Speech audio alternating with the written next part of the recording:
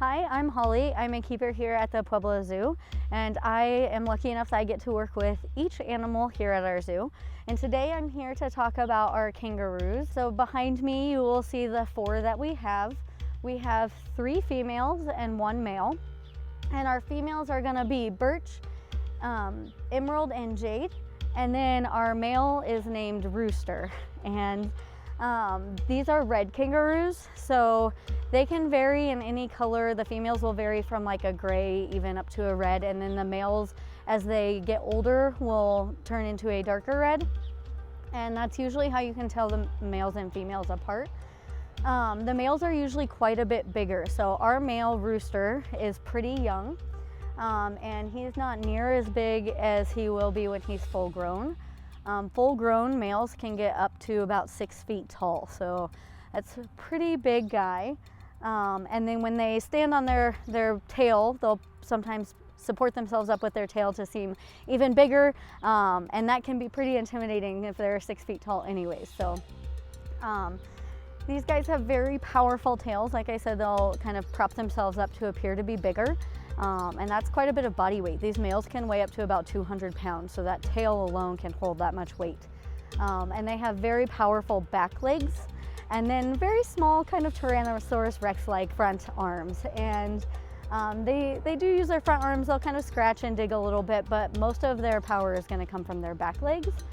These guys can jump 6 to 10 feet tall and about 30 feet long if they're going at a fast speed. And they can travel at about 30 miles per hour, so that's pretty fast as well.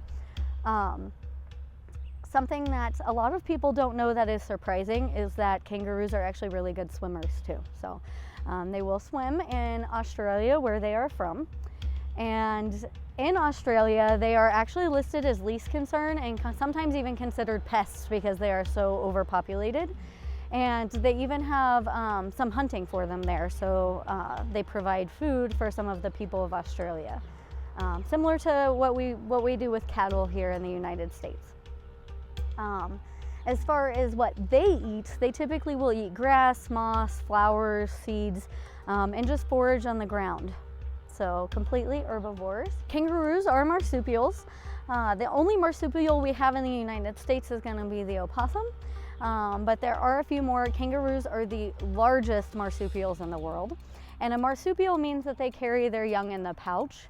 They have a very different reproductive system, and it actually goes through 3 steps. And the pouch is the last step of that reproductive system.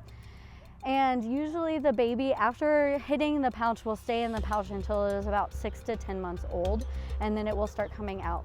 You usually have a hard time telling if there's a baby in there until it starts getting big enough to peek out.